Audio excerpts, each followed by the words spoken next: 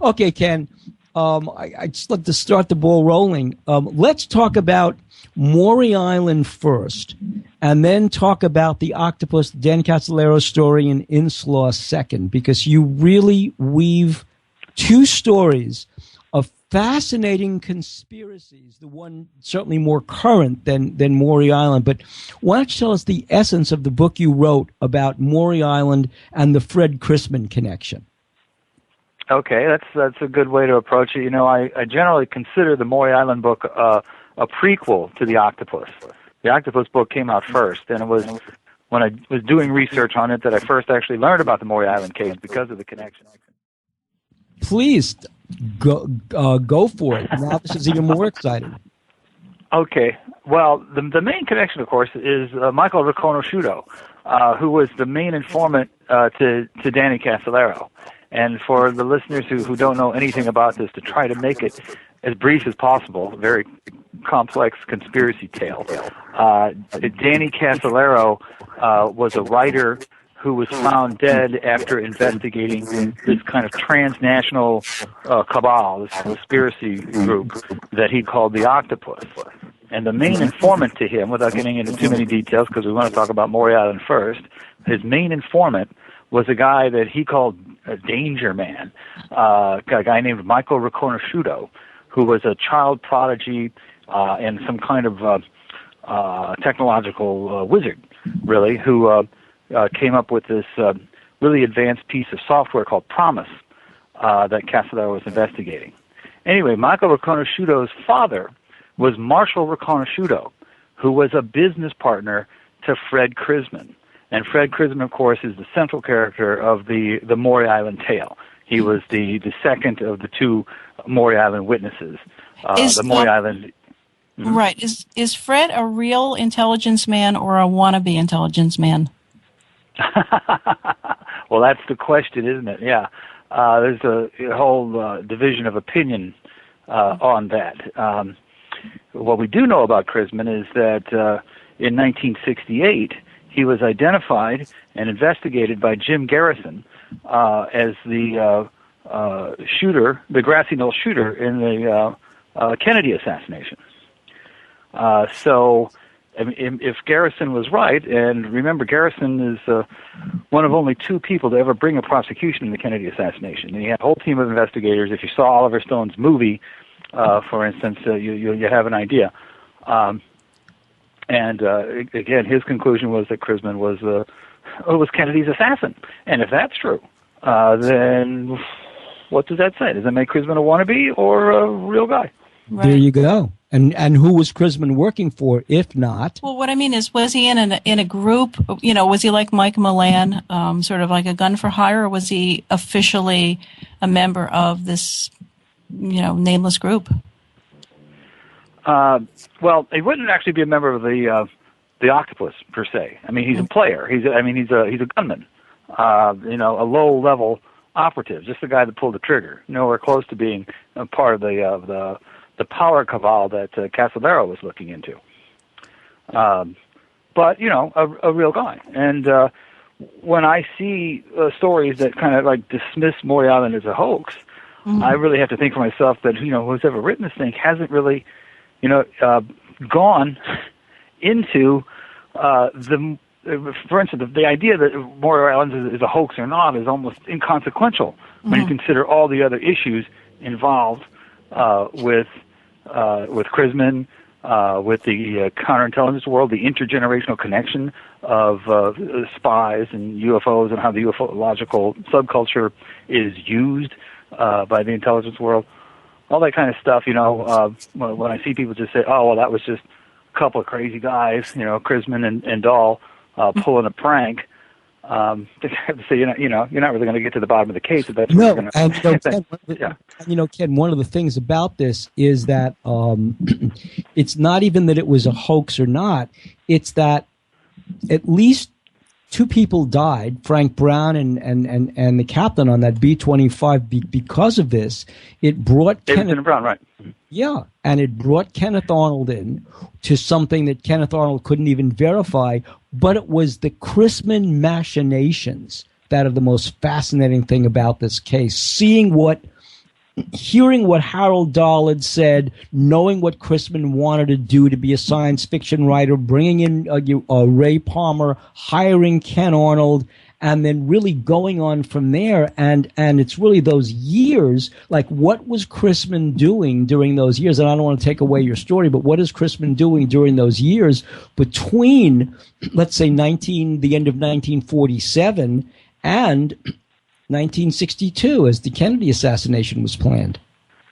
Well, that's right. Well, Kennedy was shot, of course, in November of '63. 63, but that assassination went into motion, I think, as early as 1962. Right, and the frustrating thing, though, Bill, is that the Davidson and Brown case that you alluded to, actually, after Kenneth Arnold was called in to investigate, he didn't know what to make of the whole story, and I guess we should, for the sake of the listenership, just to reiterate that the Maury Island case involves witnessing several saucers in Puget Sound by a guy named Harold Dahl, and then the following day his buddy Fred Chrisman comes down and he sees a saucer too. That's the essence of the Maury Island case. Happened before Kenneth Arnold, right. But Kenneth Arnold was called in to investigate later.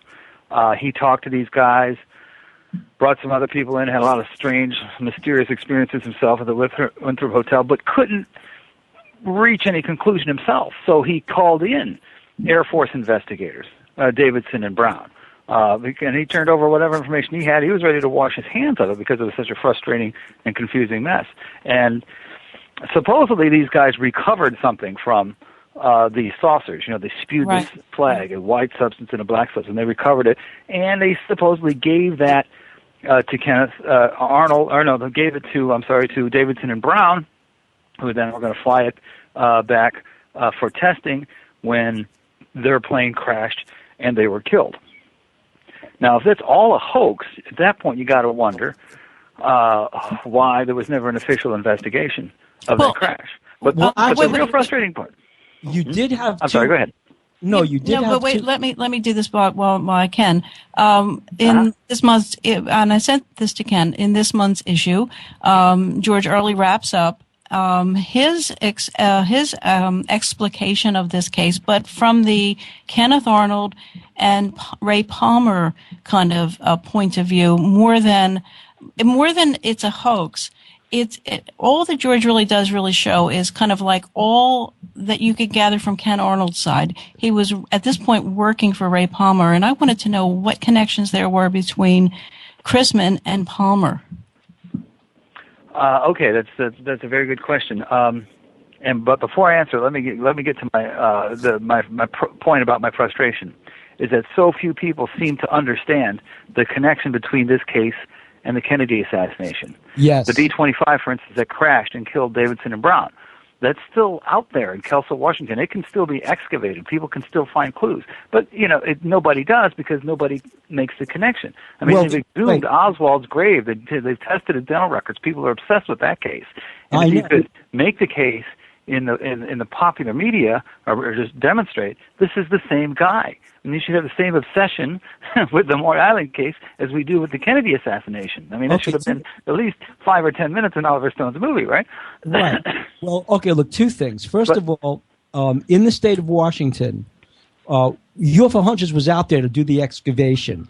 And in order to excavate, the site where the B-25 wreckage was owned by Weyerhaeuser Paper.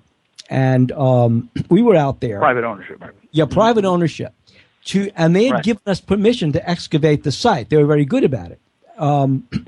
What the state of Washington requires is because it's a quote-unquote crash site, you have to have a state-certified archaeological plan to do any excavation. So we had our archaeologist, Kevin, who was out there, and we were able to take materials, and we did find the wreckage of the B-25. It's out there, wheels and rubber and things like that. We did take some of the material that was on the surface of the ground because we couldn't dig. We also unearthed the 2 after crash reports because Davidson and Brown had 2 tech sergeants on board with them on the B-25. I forget their names, but they were 2 tech sergeants. When the plane itself caught fire, it caught fire in two places. In the bomb bay, and over on the left wing engine, B-25 only has two engines. The left wing engine caught fire, which really that's what brought the plane down. And the two tech sergeants wrote separate after they parachuted to safety. Davidson ordered the two tech sergeants to jump, knowing the plane was going to go down, and his job and Brown's job was to keep the plane from hitting a populated area. So they ordered the two tech sergeants to abandon ship, basically jump off the plane. They parachuted down. They both wrote after action reports describing where the two fires were. One was in the bomb bay, and one was over on the left wing. And when we tested the material that we recovered from Maury Island, and I don't want to break into the story, it's just dealing with this one issue of why the plane crashed and what about the investigation? The investigation was closed after the two after-crash reports said these two sergeants saw fires break out in either place. What we surmised, but of course could not prove, this is not 1947, is that the heavily ferrous slag material that we recovered, not the same material that Harold Dahl said he recovered, that we recovered from the beach on Maury Island, was so ferrous that in the bomb bay there was an electric relay, primitive but an electric relay. The ferrous material next in proximity to that relay jumped the relay. So a circuit overload started an electrical fire in the bomb bay door. In the bomb bay, they're operated electronically out to the wing, which caught the engine on fire, and that's what eventually brought the plane down. So that's what we... That's very interesting. So the material itself is what caused the fire? Is that what you're saying? The heavily ferrous material, we believe, jumped the relay, and that's what caused the fire. That's very interesting. Very interesting. But again, though, the plane is still mostly underground there in Kelso, right? I mean, it's still a lot of... something else. Here's something else that's funny. You'll love this, Ken. So and let me say too, Nancy, I'm going to get back to the point about the relationship of Crisman and Palmer as soon as we travel down this little tributary. Right. So there is a person who lives next door to the crash site, and he pulled plane parts off the site before the state of Washington restricted the site and had a little Kelso museum. When we were there, he opened fire on us with a firearm, shooting over our heads. Really? Off this unbelievable, Ken. Unbelievable. Anyway, Ken, go back to your story. This is fabulous. Go back to your story. Well, that's interesting. Well, again, the point, Roswell makes a pretty good living for itself as a city by popularizing the story of what happened there. But Kelso is virtually a secret, even though, again, it connects up so clearly to the Kennedy assassination. But yeah, getting back to this idea of what was Crisman's relationship to Palmer. It was Palmer, again, who hired Kenneth Arnold to investigate Crisman and Dahl after Crisman contacted him and told him about this experience. Now, as far as I can tell, the only other connection between those two guys was previously Crisman had written a letter that was published in Amazing Stories. Right. And again, more background for the listeners, Ray Palmer was a pulp publisher of Fate magazine and Amazing Stories and these pulp magazines that kind of popularized flying saucer stuff back in the 40s. And also was famous for this thing called the Shaver Mysteries, which somehow... The Shaver Mysteries, right. Yeah, and I somehow feel like at the end of the day, I don't know whether Crisman had anything to do with that particular hoax or storyline or whatever. But it's that's how we first... Actually, it's the second appearance of Crisman on the public scene is his own Shaver mystery story. Wow. The first you hear of Crisman is there's actually an interview with him in Harper's Magazine. Harper's has this article about a science fiction convention, and they actually talk to Fred Crisman, and they kind of make fun of him. And then Crisman writes a letter to Amazing Stories, basically complaining about the coverage of him in Harper's, and then also telling his own story that in World War II, when he was fighting in Burma, he went to a cave and he ran into the Deros. And the Deros, again, backgrounder, the Deros are the major creatures in the Shaver mystery. Richard Shaver was a miner in Trent, Pennsylvania, who started picking up